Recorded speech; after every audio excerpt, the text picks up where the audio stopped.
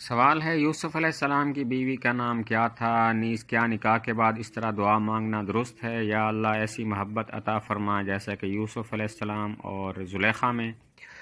تو یوسف علیہ السلام کی بیوی کا نام تو آپ نے خود ہی سوال میں بتا دیا، زلیخا۔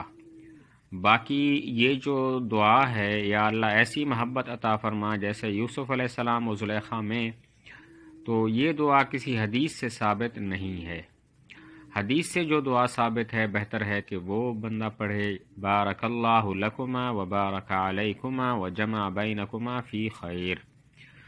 حدیث میں جو دعا ہے اس کے الفاظ یاد کر لیں، بارک اللہ لکما و بارک علیکما و جمع بینکما فی خیر، کہ اللہ تم دونوں کے لیے برکت دے اور تمہیں خیر میں جمع کرے۔ سوال ہے بیٹے کی بیوی محرم ہوتی ہے؟ کیا بیٹے کی بیوی اپنے سسر کے لیے محرم ہوتی ہے؟ کیا سوتیلی ماں یعنی باپ کی دوسری بیوی لڑکے کے لیے محرم ہوگی؟ اس سوال کے دو حصے ہیں۔ نمبر 1، بیٹے کی بیوی یعنی اپنی بہو ساس کے لیے اور سسر کے لیے محرم ہے کہ نہیں ہے، اور دوسرا حصہ ہے سوتیلی ماں لڑکے کے لیے محرم ہوتی ہے، یعنی دونوں کا ایک ہی جواب ہے کہ جی ہاں، بیٹے کی بیوی بھی سسر کے لیے محرم ہوتی ہے اور سوتیلی ماں بھی اپنے لڑکے کے لیے محرم ہوتی ہے۔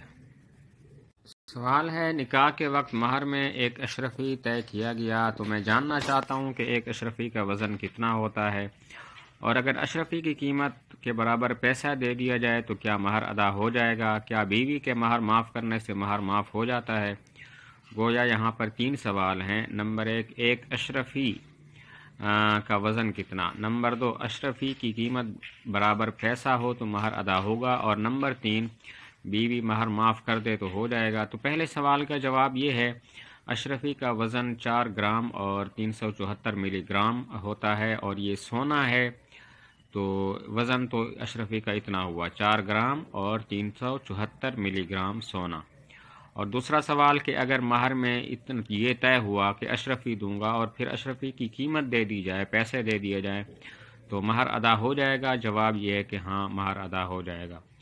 اور تیسرا سوال کہ بیوی مہر معاف کر دے تو ہو جاتا ہے؟ جواب یہ ہے کہ ہاں، معاف کر دے تو ہو جاتا ہے، کیونکہ مہر صرف اس کا حق ہے اور انسان اپنا حق معاف کر سکتا ہے۔ سوال ہے حضرت فاطمہ رضی اللہ عنہا کے لیے شادی کے موقع پر جو گھریلو اشیاء کا انتظام کیا گیا اسے جہیز کہہ سکتے ہیں یا نہیں؟ حضور صلی اللہ علیہ وسلم نے حضرت علی رضی اللہ عنہ سے مہر لے کر جو ضروری گھریلو سامان اپنی پیاری بیٹی حضرت فاطمہ رضی اللہ عنہا کو دیا تھا، کیا اس کو جہیز کہنا مناسب ہے؟ سوال کا خلاصہ یہ ہے، حضور صلی اللہ علیہ وسلم نے حضرت فاطمہ رضی اللہ عنہا اپنی بیٹی کی شادی جب کرائی حضرت علی رضی اللہ عنہ سے، تو کچھ سامان دیا تھا، اس سامان کو ہم جہیز کہہ سکتے ہیں؟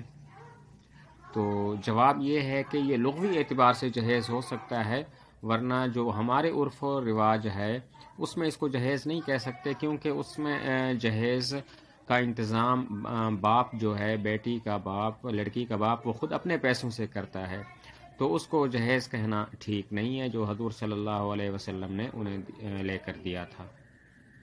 سوال ہے صرف چوتھائی سر کے مسح کی عادت ڈالنا مکروہ ہے اور نماز بھی مکروہ؟ جو شخص وضو میں ہمیشہ صرف چوتھائی سر کے مسح پر اکتفا کرتا ہے اور کبھی سارے سر کا مسح نہیں کرتا، تو اس کے وضو کے اندر کچھ نقصان ہے کہ نہیں ہے؟ اگر ہے تو یہ نقصان نماز تک پہنچے گا کہ صرف وضو تک ہی رہے گا؟ سوال کا مطلب یہ ہے کوئی شخص پورے سر کا مسح نہیں کرتا بلکہ وضو میں صرف چوتھائی سر کا مسح کرتا ہے، تو اس میں وضو اس کا ناقص ہے کہ نہیں ہے؟ اگر وضو ناقص ہے تو کیا یہ صرف وضو ہی ناقص ہے یا نماز کا بھی اس میں نقصان ہے؟ جواب دیا ترک سنت ہے، اس کی نماز تک یہ اثر ہوگا کہ اس کی صحت اختلافی ہو جائے گی۔ دوسرے، اس سنت کے ترک سے طہارت میں نقصان رہے گا، جس سے بعض جزیات میں امامت کو مکروہ کہا ہے۔ جواب کا خلاصہ یہ ہے کہ پورے سر کا مسح نہ کرنا یہ سنت کو چھوڑ دینا ہے، اس میں وضو کا تو نقصان ہے ہی، نماز تک بھی اس کا نقصان پہنچ سکتا ہے۔ وہ یہ ہے کہ نماز اس کی صحیح ہے یا نہیں، اختلافی ہو جائے گی۔ احناف تو یہ کہتے ہیں کہ اس کی نماز صحیح ہے، کیونکہ چوتھائی سر کا مسح ہی فرض ہے، پورے سر کا مسح فرض نہیں ہے، تو اس نے فرض تو ادا کر دیا، سنت کو چھوڑ دیا۔ تو ہمارے نزدیک، احناف کے نزدیک تو اس کی نماز ہو جائے گی، البتہ بعض جو کہتے ہیں پورے سر کا مسح فرض ہے، ان کے نزدیک اس کی نماز نہیں ہوگی۔ اور باقی رہا وضو میں نقصان، تو وضو میں نقصان تو باقی رہے گا، جس میں بعض جزیات میں امامت کو بھی مکروہ کہا ہے، یعنی ایسا شخص جس نے چوتھائی سر کا مسح کیا ہو، پورے سر کا مسح نہ کیا ہو، اگر وہ امامت کراتا ہے تو بعض لحاظ سے اس کی امامت مکروہ بھی ہو جاتی ہے۔